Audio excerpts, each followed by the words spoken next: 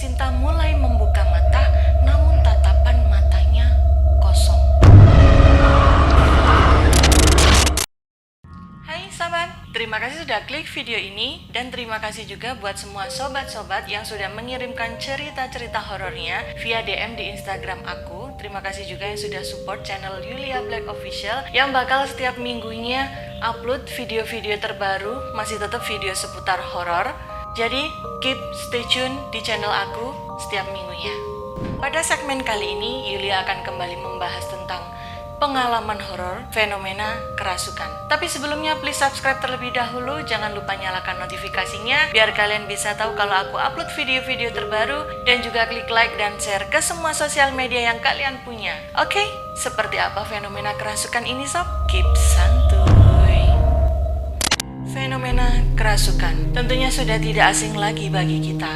Kerasukan itu sendiri adalah di mana jasad manusia yang dinaungi atau dimanfaatkan oleh jin dikarenakan oleh banyak faktor seperti tidak mau beribadah, suka melamun, atau mengalami posisi kaget yang luar biasa, dan juga ada yang memang sengaja dengan mengundang jin tersebut untuk mengganggu dan menyakiti manusia. Seperti kisah berikut ini yang dialami oleh sobat kita Yasinta, seorang beautician atau terapis kecantikan dari kota Kediri. Pada bulan Juni 2019, Yasinta menerima service order facial treatment dari seorang customer di daerah yang lumayan jauh dari rumahnya.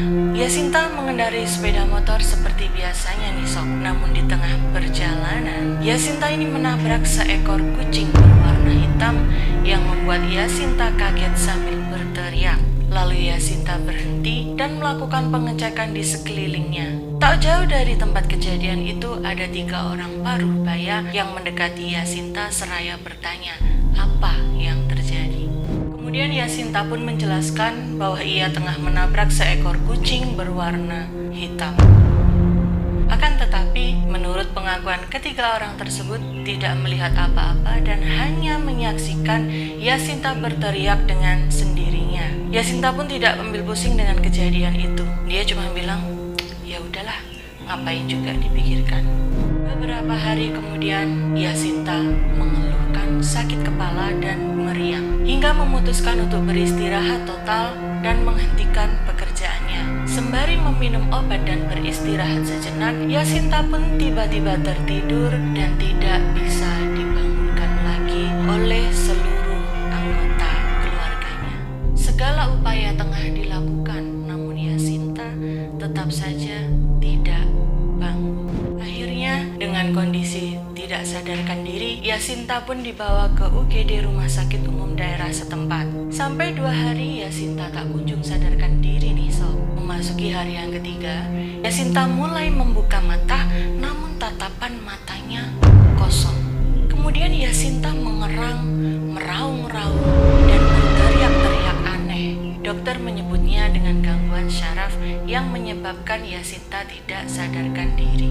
Tak hanya itu sob, ternyata Yasinta juga sempat mencabut selang infus hingga pembuluh darahnya pecah dan darah berceceran di lantai.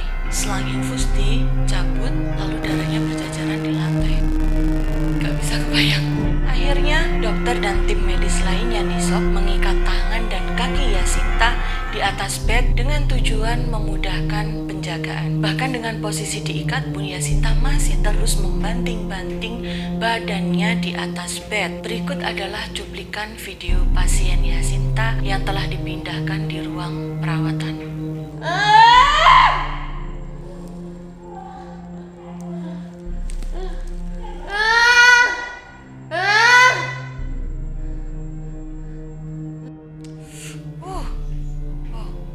Iseng nanti kok ngono kuwi ngopo ya? Gimana sob menurut kalian? Please kasih komen di bawah ya.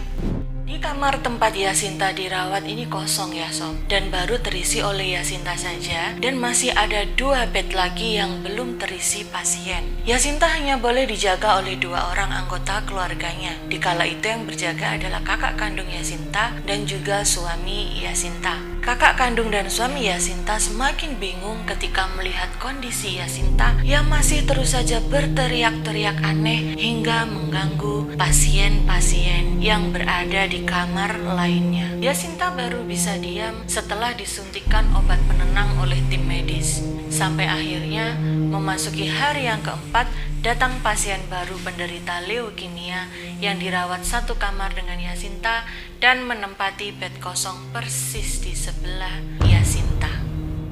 Pasien leukemia tersebut dijaga oleh ibunya. Mereka semua juga turut menyaksikan kondisi Yasinta. Sembari menunjuk ke arah Yasinta, si ibu dari pasien leukemia ini berbicara kepada kakak Yasinta dan mengatakan bahwa itu mbaknya kerasukan. Sontak saja kakak Yasinta ini kaget ya sob, dan sedikit ada rasa tidak percaya. Kemudian kakak Yasinta berpikir apabila benar adiknya ini kerasukan, harusnya bisa diberi solusi dengan bacaan ayat-ayat suci Al-Quran. Kemudian mulailah si kakak ini membacakan doa-doa. Namun yang terjadi, Yasinta justru semakin menjadi-jadi dan lebih parah hingga tiba saatnya kakak Yasinta mulai berputus asa. Di tengah kepanikan yang dialami oleh kakak dan suami Yasinta ini sob, mereka berpikir untuk mulai mencari pertolongan seorang kiai atau orang pintar. Tepat di jam selepas Isya di hari itu juga, datanglah seorang kiai tersebut ke rumah sakit menjenguk Yasinta dan menyaksikan kondisi Yasinta. Beliau ini, Pak Kiai tersebut ya sob, datang ke rumah sakit dan mulai membacakan doa-doa untuk Yasinta. Ekspresi Yasinta saat itu langsung melotot ke arah Pak Kiai sambil berteriak kencang. Selang sekitar 30 menit kemudian, Yasinta mulai menangis hingga tertidur dan suasana kembali hening. Setelah mengetahui Yasinta mulai tenang dan tertidur, kakak dan suami Yasinta mulai bisa beristirahat dan tidur di bawah lorong bed Yasinta. Namun ketika jam 3 pagi, kakak Yasinta terbangun dan kaget mendengar bisikan seorang wanita di lorong rumah sakit tersebut. Suara wanita yang tidak dikenal itu berbisik kepada kakak Yasinta, "Adikmu sudah sembuh."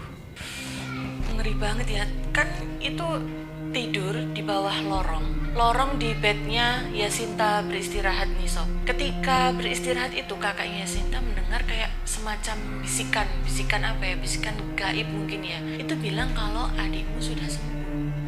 Akhirnya kakak Yasinta pun bergegas menengok Yasinta di atas bednya. Dilihatnya Yasinta telah membuka mata dan menyapa kakaknya dengan bertanya, "Kenapa kita di rumah sakit, Mbak?" 2 hari setelah Yasinta siuman dan dinyatakan sembuh, dokter pun memperbolehkan pasien Yasinta ini pulang ke rumah.